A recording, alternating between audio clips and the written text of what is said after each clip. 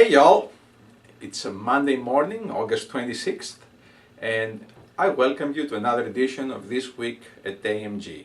We want you to join us every Monday and find out what is happening at AMG, what God is doing around the world every week. Well, this week, first let me mention a couple of prayer requests. There has been flooding in the Philippines, which unfortunately happens just about every year, and that affects our co-workers and our centers over there. So please pray for safety and that our co-workers will meet any needs that arise as they monitor the situation in Manila. And also be praying for Egypt. I'm sure you've heard in the news about everything that's happening in Egypt.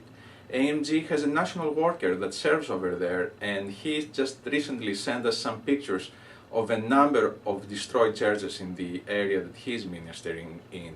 So please pray for safety for the Christian community in Egypt. God will use this as an opportunity for the Christians there to share God's truths with the people around them.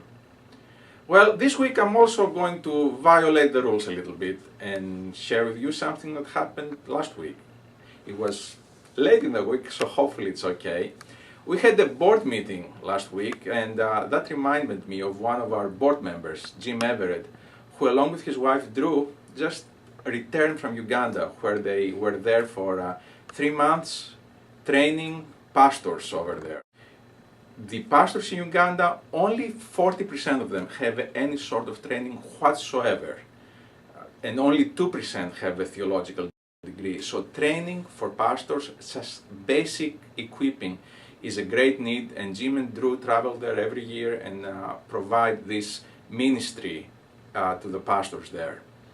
This year, in addition to doing the training, they also were able to distribute much needed resources because the pastors don't have any resources either. So they were able to give them tools like the Hebrew-Greek Study Bible, the Bible Concordance, and other tools that they need in their daily ministry. And it was a very exciting thing. In fact, I want to share with you from an email that we got from them just before they left Uganda to tell us about this special occasion when they surprised the pastors with these gifts.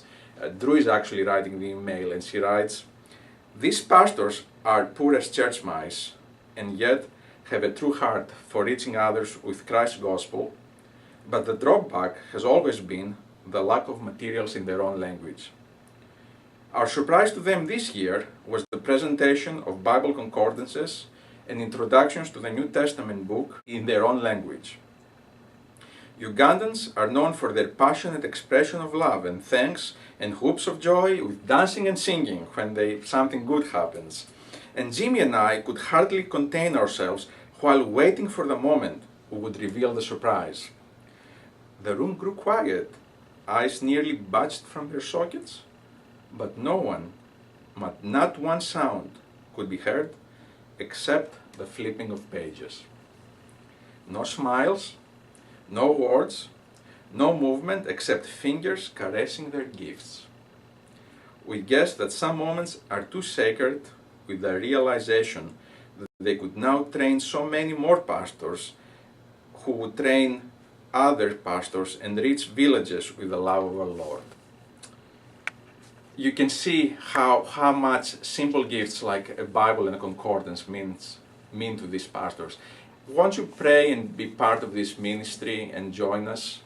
Also here with me today is Bill Passons. Bill has served as the Southeast Asia coordinator for the AMG, and he's going to tell us a little bit about what is going on in Indonesia, the radio ministry there.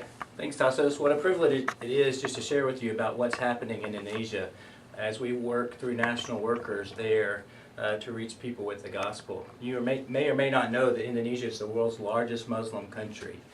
And through specifically media ministry, which I'll talk about today, and even more specifically radio ministry, we are able to share the gospel and penetrate places that we could never go. We're able to take the gospel into their cars, into their houses, into their offices, and share the good news of Jesus Christ. God has blessed this ministry greatly over the last 2 years, as the radio ministry has gone from 3 radio stations to 17 now, or an estimated listenership of around 500,000 people every month get to hear the gospel of Jesus Christ proclaimed on public radio stations, all the way through Christian radio stations, all the way throughout the country. So it's just been hugely fruitful ministry. This last June, I was able to preach in a church that was the direct fruit of this radio ministry. It was started as people heard and responded to the gospel, were discipled with some of our national workers and leaders there, and then we were able to plant a church in this area that was predominantly Muslim and now has a light to share the gospel. It was exciting even this last week to hear of another lady who, after hearing our broadcast and responded through correspondence with some of our national workers, has now joined this church and has been a faithful member for the last 2 months. I'd like to thank you. I'd like to share this with you for an encouragement, because we know many of you have been praying for this ministry and have contributed to this ministry, and I'd like to encourage you to continue to pray, and as the Lord leads, continue to support ministries, this radio ministry in Indonesia and other ministries throughout the world that do just that and take the gospel through media. So Tasos, before we close, I'd like to teach you an Indonesian phrase. Are you up for that? Would be great, as long as I can teach you some Greek, maybe. Well, we'll work on that later. But right now, I'd like to teach you how to say God bless in Indonesian. Tuhan memberkati. Tuhan memberkati. Very good. I think he's a quick learner. So we enjoyed this, getting to share with you what God's doing all around the world, and we look forward to more opportunities next week at This Week in AMG. Tuhan memberkati. God bless.